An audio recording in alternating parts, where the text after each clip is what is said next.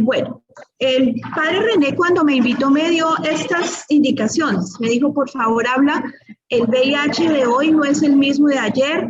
¿Qué avances se han tenido en el tratamiento y la calidad de vida de las personas que viven con VIH en estos 40 años? Preguntas muy trascendentes y tanto así que decidí ponerla en una diapositiva solita porque les confieso a todos y todas, me quedé pensando como casi una semana qué es lo que voy a decir. Sí, yo soy una persona de 54 años, yo he vivido la pandemia desde los inicios, comencé a militar en la lucha contra el VIH-Sida desde el año 2000.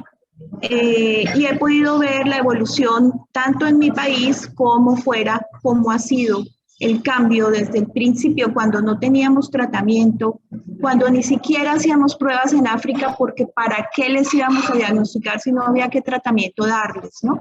Esa era la lógica médica que aplicábamos en ese momento. Incluso no hacer pruebas porque no había que darle a la gente. El único tratamiento que podíamos dar en ese momento era trimethoprim sulfa, un antibiótico para los que no son del área de la salud, que desde amplio espectro y que lo único que hacía era ayudarle a la persona que vive con VIH y SIDA a combatir las infecciones oportunistas, no había nada más. Bueno, así las cosas, entonces he preparado esta presentación. He estado revisando y pues desde un inicio hemos pasado desde un desconocimiento total de los primeros en los primeros años, donde aparecieron los primeros 5 pacientes que fueron el boom, que dieron, digamos, como la puerta abierta, los primeros descubrimientos del VIH, virus de inmunodeficiencia humana, como el causante de esa inmunodeficiencia adquirida, ¿no? Y tras 40 años de que todo eso ocurriera, pues la situación hoy es diferente. Definitivamente la calidad de vida de las personas que viven con VIH hoy es mejor, todavía hay muchos retos, todavía hay muchas cosas por las cuales trabajar, pero indefectiblemente la calidad de vida de las personas ha mejorado. Hemos pasado de un total desconocimiento de lo que era el virus a una etapa en la cual ya existe acceso al diagnóstico, ya existe acceso a la prevención y, por supuesto, acceso al tratamiento y la atención integral. Y en esto Colombia pues no se queda atrás, ¿no? Colombia ha vivido esta misma dinámica igual que el resto del mundo. Al principio la sidobudina era el único medicamento que estaba disponible, así se llama, sidobudina. Sidobudina es un medicamento que inicialmente era utilizado antiguamente para el tratamiento del cáncer. Algún colega médico se dio cuenta que tenía un efecto importante, positivo, en la reducción de la multiplicación del virus en las personas que viven con VIH. Pero al tiempo es un medicamento que, si bien es un medicamento económico, barato, que se consigue más o menos en todo el mundo, tiene unos efectos secundarios importantes, produce anemia importante en los pacientes, por lo cual al principio muchas de las mortalidades no solamente eran por el mismo VIH, sino también por el inicio de la terapia antirretroviral, que como les cuento, al comienzo era monoterapia con este medicamento que se llama sidobudina y que muchos otros documentos ponen como AZT, sidobudina. Entonces, SIDA, en ese momento, solamente se podía tratar con este antirretroviral. Y casi todos los pacientes que veíamos en ese entonces ya estaban en fase SIDA. La fase SIDA comienza cuando el sistema inmunológico de las defensas del cuerpo está tan deteriorado que ya el cuerpo no es capaz de defendernos de las infecciones que están en el medio ambiente. Cuando están tan bajitas esas células de la defensa, pasa la persona a la fase SIDA. Veamos cómo ya hoy, en el año 2021, 37 millones de personas están vivas gracias a que están en tratamiento antirretroviral. En el año 2000 tuvimos el pico máximo de muertes por VIH. La ONU-SIDA nos reporta 1.5 millones de muertes en ese momento. Y yo creo que todos ustedes, para ustedes los que llevamos tanto año andando en el tema del VIH, estas fotos son más que familiares, ¿no? muertes, muertes, muertes de mujeres, muertes de chicos jóvenes, muertes de niños, niñas, y ver morir a nuestros pacientes al principio o acompañarlos a morir tal vez era lo único que podíamos brindarles. Pero año 2020, la UNOCIDA nos dice esto. Han habido solo 680,000 muertes en el año pasado. Entonces vean ustedes que los grandes esfuerzos sí tienen un éxito reconocido y sí tienen un efecto que podemos medir objetivamente con cifras, ¿no? Vuelvo y repito, todavía hay muchas barreras y hay muchos gaps que llenar, pero indefectiblemente 40 años de pandemia nos han enseñado muchísimo. Estas cifras nos muestran que ha habido una reducción de al menos el 47% de la mortalidad, lo cual es absolutamente loable con el trabajo.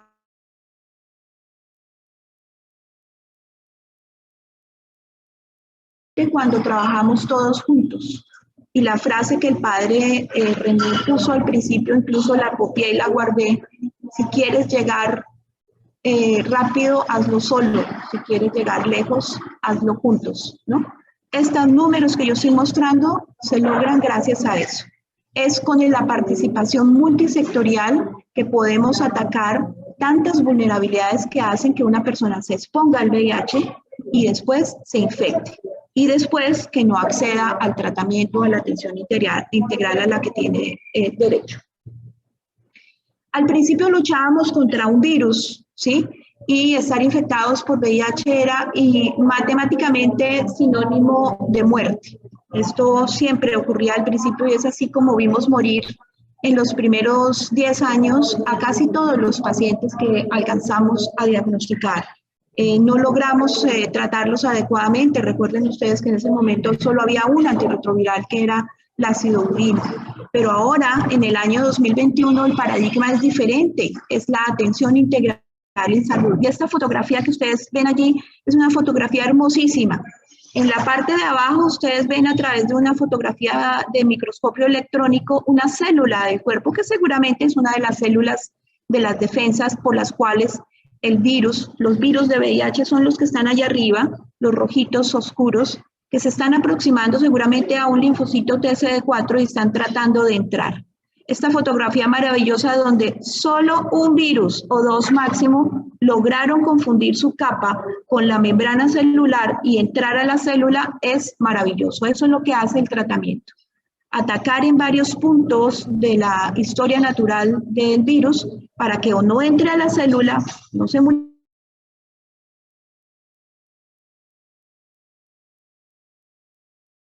Hoy no solamente es el tratamiento, el gran reto es garantizar la calidad de vida de estas personas. Y esto va desde lo espiritual, desde lo psicológico, desde lo físico, hasta lo social. Cómo combatir el estigma y la discriminación contra las personas que viven con VIH es una parte integral de la atención. No podemos centrarnos solamente en el mero medicamento, porque el mero medicamento no hace lo que la persona necesita. Es un conglomerado de atenciones y de acciones que, vuelvo y repito, las logramos si lo hacemos todos y todas juntos. En un principio ni siquiera teníamos, recuerdo, pruebas. Los diagnósticos eran a base exclusivamente de pruebas de inmunocromatografía con ELISAs, ni siquiera de tercera generación. Estábamos hablando de la primera y la segunda generación, donde habían muchos falsos positivos, muchos falsos negativos. No habían pruebas en todas partes del mundo y era casi un privilegio hacerse el diagnóstico. Y en ese momento, el año 1997, la FDA declara a la acidobudina como un medicamento antirretroviral que había sido olvidado, dejado allá en el closet de los recuerdos porque ya no servía mucho para el tratamiento del cáncer y empezó a servir mucho más para el tratamiento del VIH. Esta tablita nos muestra cómo ha sido la evolución de los medicamentos. Vean ustedes cómo pasamos de una etapa pretar, antes del tratamiento, donde por varios años no teníamos que darle a los pacientes. Los diagnosticábamos y les ayudábamos a bien morir, a una muerte digna. Y desde AHF Colombia, las siglas de AHF, AIDS Healthcare Foundation, De hecho, en su inicio no era AIDS Healthcare, el H era de Hospice, porque en ese momento AHF se centraba en conseguir y montar unas casas donde las personas con VIH en Estados Unidos pudieran tener una muerte digna. Posteriormente fuimos avanzando, llevamos ya unos 38 años andando en este tema y ya pudimos migrar al diagnóstico y al tratamiento. Vean ustedes cómo desde 1993 hasta el 2008 pasamos por todos los tipos de tratamiento. Monoterapia con sidowina, biterapia solo con 2 antirretrovirales y ya en la última fase, muy cercanos al año 2008, casi todos los países del mundo incluyeron en sus guías de práctica clínica la triterapia, o sea, un cóctel de al menos 3 antirretrovirales que impidieran la multiplicación del virus por varios flancos, digámoslo así. A partir del año 2009 es que podemos hablar de la triterapia contemporánea, e incluso en el año 2021 pues ya vemos una amplia gama de medicamentos antirretrovirales que hacen que las personas tengan la misma expectativa de vida, las que viven con VIH, que una persona que no está infectada. Con la gran diferencia que tiene que hacerse sus controles y que tiene que tomarse sus pastillas, pero ya en este momento las muertes por SIDA no debieran existir. Esta es una tablita que los que trabajamos en VIH y que somos del área de la salud siempre buscamos. Todos los años sale esta tablita, la tabla de antirretrovirales. Yo no me voy a detener en ella, ni mucho menos, pero sí contarles que hay 22 medicamentos antirretrovirales disponibles reconocidos por las asociaciones de medicamentos mundiales y que incluso hay 10 regímenes, 10 combinaciones de un solo comprimido. O sea, en una sola pepa hay 3 medicamentos o a veces 4. Eso es buenísimo porque la persona solamente tiene que tomarse una pastilla y en esa pastilla van incluidos al menos 3 medicamentos antirretrovirales de gran potencia. Cada vez más los países estamos teniendo más acceso a estas combinaciones y en Colombia no es la excepción. El plan de beneficios de Colombia tiene un amplio espectro, una amplia gama de medicamentos que ofrecerle dentro de la seguridad social. El gran problema es afiliarse, ¿no? Para los que no tienen los criterios, como por ejemplo son los migrantes, y esto es un punto que yo quiero tocar al final de mi presentación. Pues bien, al principio las personas tenían que tomarse incluso entre 14 y 16 pastillas por día. Eso era terrorífico, porque además le decíamos a la persona que tiene que tomársela con alimentos. Imagínense ustedes una persona pobre que no tiene para el desayuno, que solamente tiene para una comida al día, pues ¿cómo se tomaban los medicamentos? Pues con el estómago vacío, y en ese momento pues no le hacía el efecto adecuado el tratamiento antirretroviral. Hoy la situación es diferente. Hay muchos regímenes que incluso son una pastilla al día que contiene los 3 medicamentos, el cóctel está en una sola pastillita. Esta gráfica yo creo que ilustra muy bien a las personas de qué trata la infección por VIH y qué hace el medicamento, ¿no? En el lado izquierdo vemos cómo es la carga del virus antes de comenzar el tratamiento antirretroviral, eso quiere decir TAR. Vean ustedes cómo los virus están allí en una grandísima cantidad, la persona comienza su tratamiento y vean ustedes cómo la carga viral llega a unos niveles incluso indetectables. Indetectable no quiere decir que la persona se curó. Indetectable quiere decir que la máquina o la tecnología para medir la carga del virus, en este caso la sangre, no logra detectar porque están tan poquitas las copias del virus que la máquina arroja un resultado que dice indetectable. La ONU-SIDA, incluso en el año 2017, dio esta descripción que marca un hito claro en la dinámica y en la intervención en VIH. Las personas que toman su terapia antirretroviral y logran suprimir su carga viral a niveles indetectables, dejan de ser infecciosas. Esto es absolutamente crucial. Quiere decir que el tratamiento es un mecanismo de prevención también. En la medida en que todas las personas que viven con VIH tengan su carga viral indetectable, no van a transmitirlo a otras personas. Es en ese momento, año 2018, cuando se lanza una estrategia que se llama indetectable igual a no transmisible. U igual U. Es un poco para que ustedes la identifiquen y es lo que todas las personas que estamos trabajando en VIH actualmente estamos tratando de alcanzar.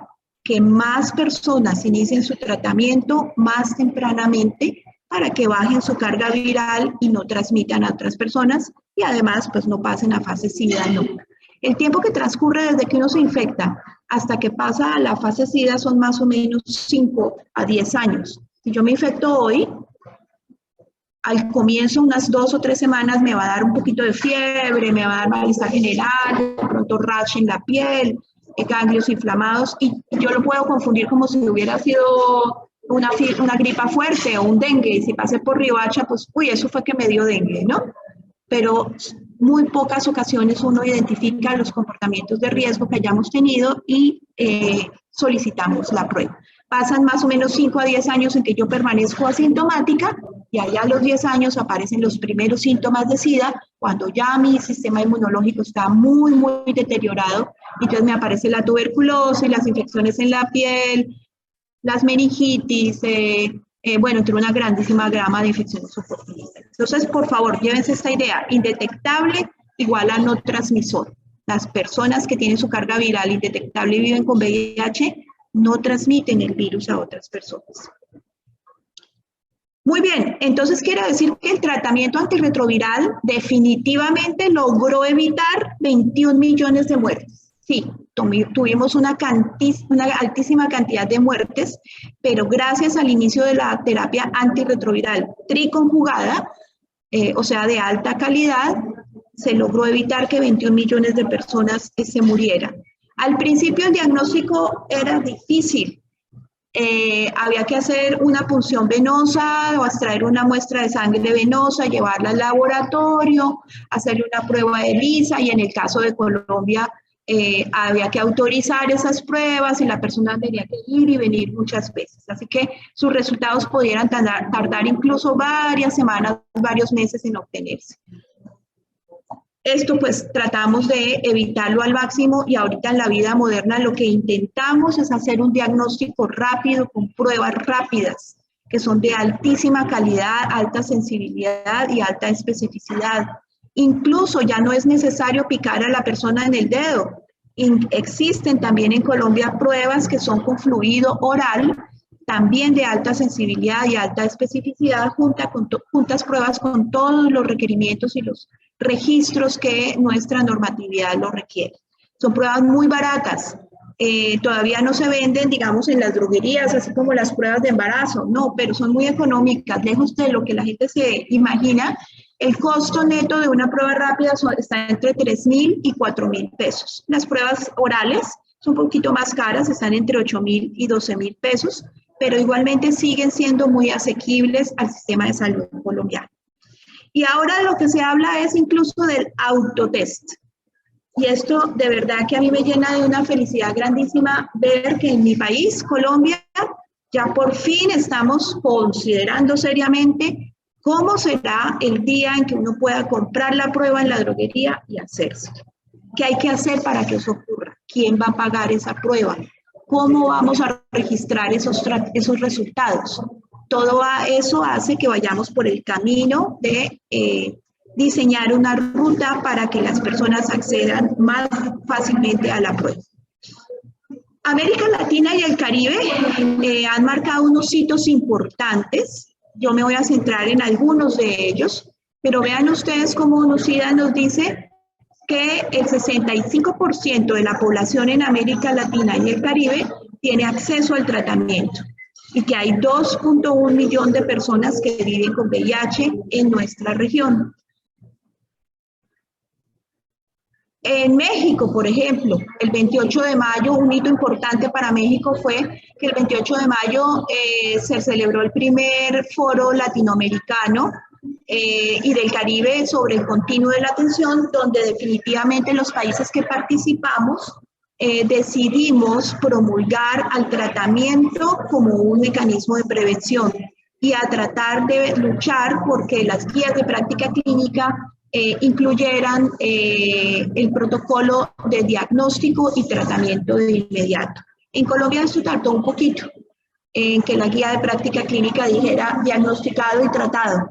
Por lo tanto, este es uno de los grandes hitos que más adelante voy a nombrar para Colombia. En el caso de Brasil, año 1996, este país fue el primero en garantizar el acceso a los primeros cócteles antirretrovirales y definitivamente para todos los que trabajamos en VIH siempre estamos mirando allí a los hermanos, a los vecinos brasileros, cómo ellos implementan sus dinámicas y sus protocolos para tratar de aprender también de sus lecciones y de sus ventanas de oportunidad.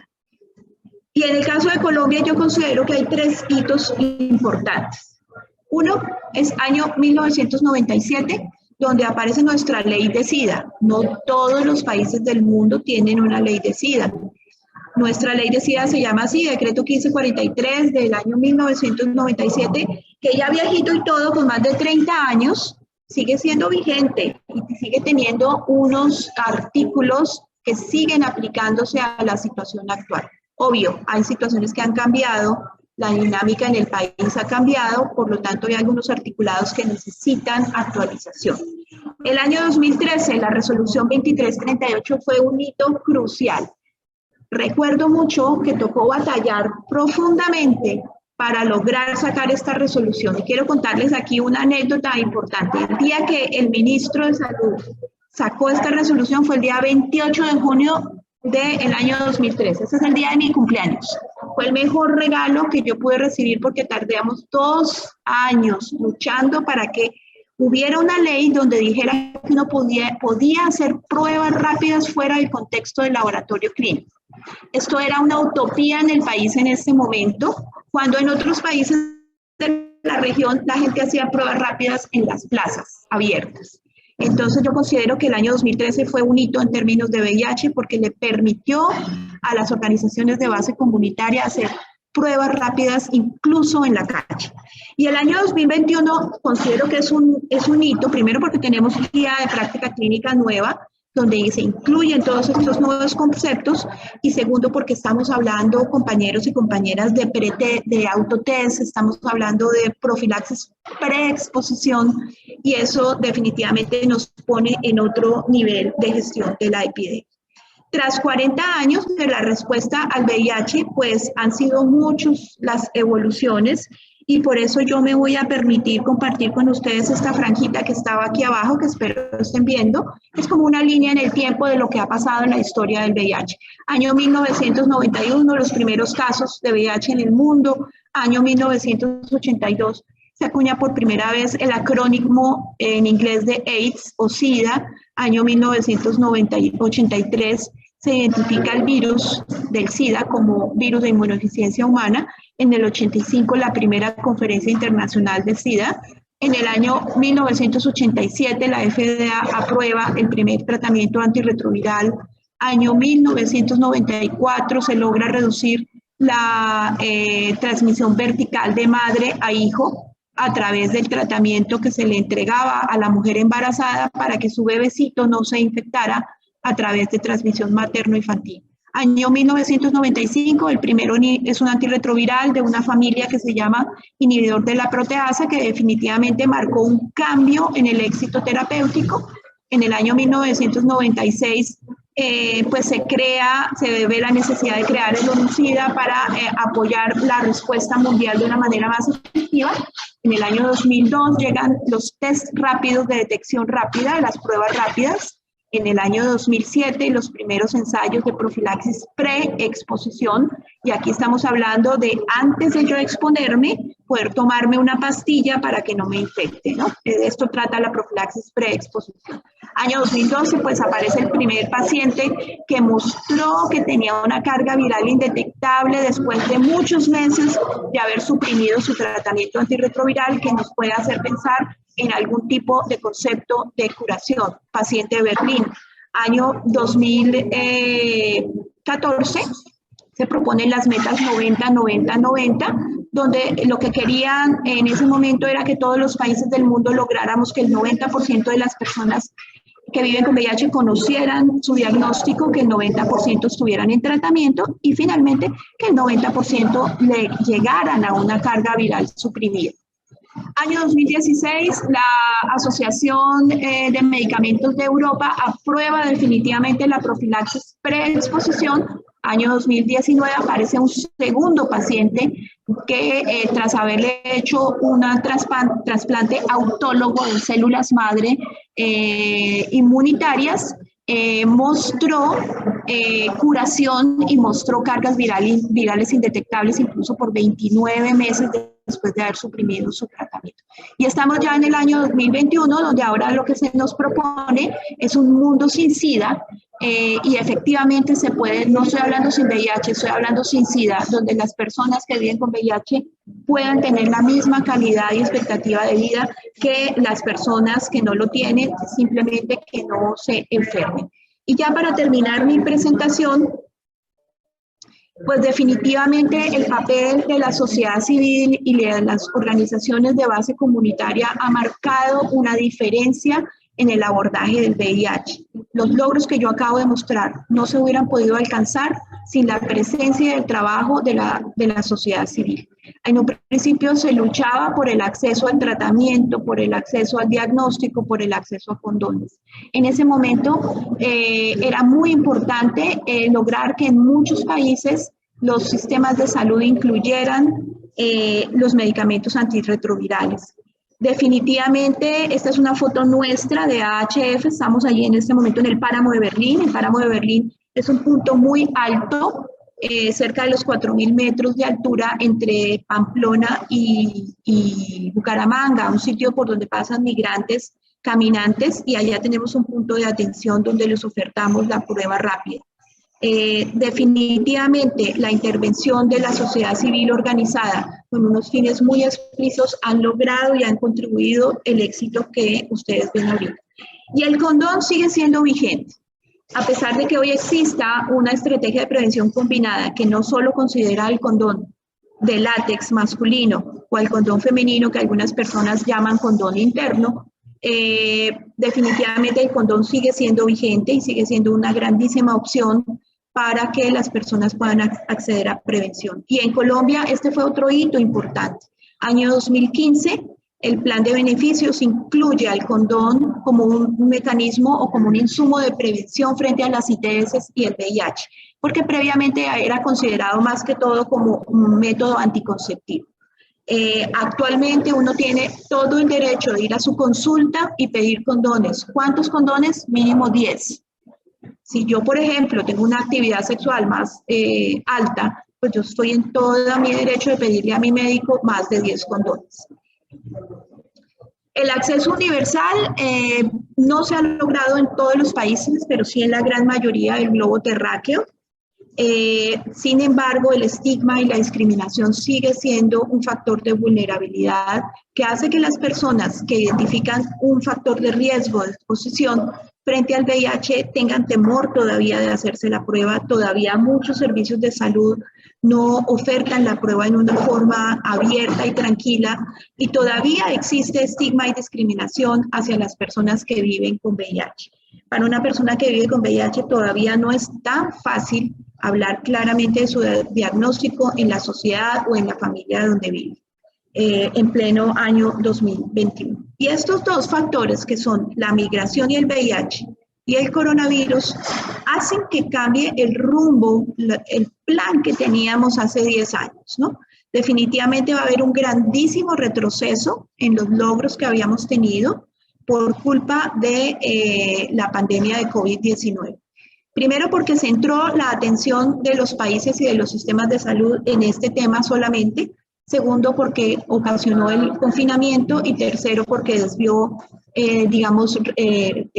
presupuestos que estaban destinados antes también al VIH, solamente para el COVID-19. Y el tema de migración y VIH es un tema que en el caso de Colombia preocupa altísimamente, según fuentes y estudios y, proyecciones del Ministerio de Salud y Protección Social.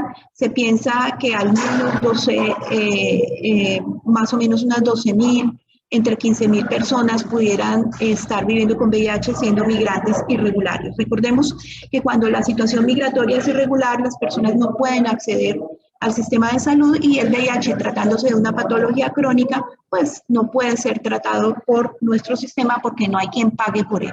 Desde AHF Colombia estamos atendiendo ya a más de 2.300 personas migrantes irregulares que viven con VIH, desde La Guajira, donde me encuentro en este momento, Valledupar, Norte de Santander, Bucaramanga, Bogotá, El Yopal y Soacha.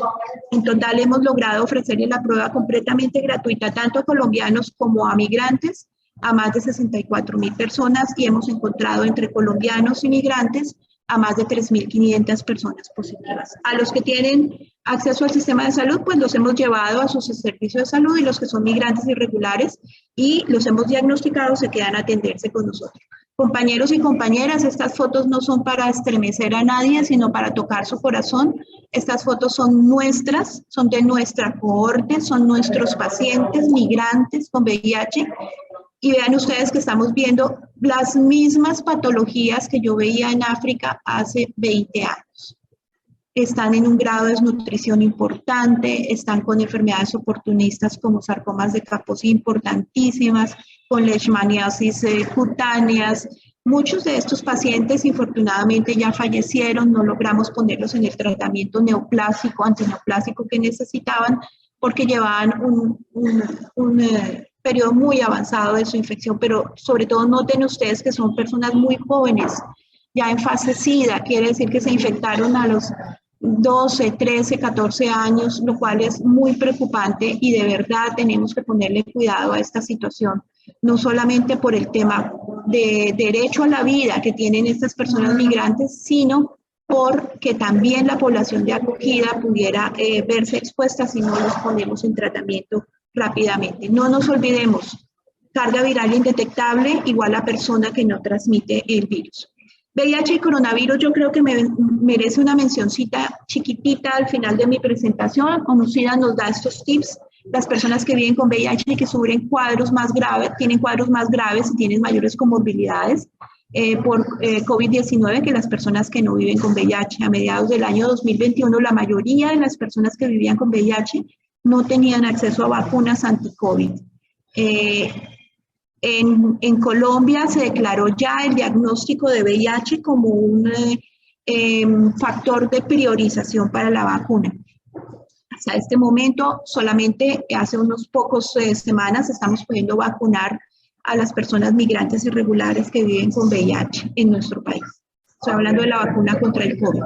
Algunos estudios en Inglaterra y Sudáfrica han revelado que el riesgo de morir por COVID-19 entre las personas con VIH era el doble de la población general. En África subsahariana tienen algunos datos de 2/3, un 67% de las personas que viven con VIH, pero las vacunas anti-COVID que puedan protegerlos no llegan suficientemente rápido a todos y todas.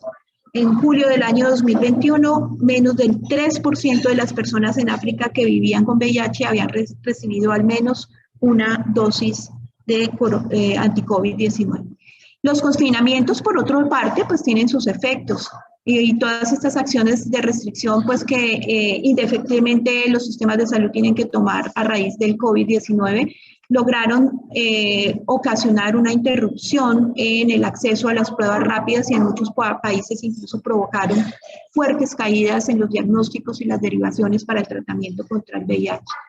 Finalmente, el Fondo Mundial de la Lucha contra el SIDA, la tuberculosis y la malaria informó que según los datos recopilados en 502 establecimientos de salud de un grupo grande de países, 32 en África y en Asia, las pruebas del VIH disminuyeron en un 41% y las remisiones para el diagnóstico y tratamiento también disminuyeron en un 37% durante los primeros confinamientos de COVID-19 del año 2020.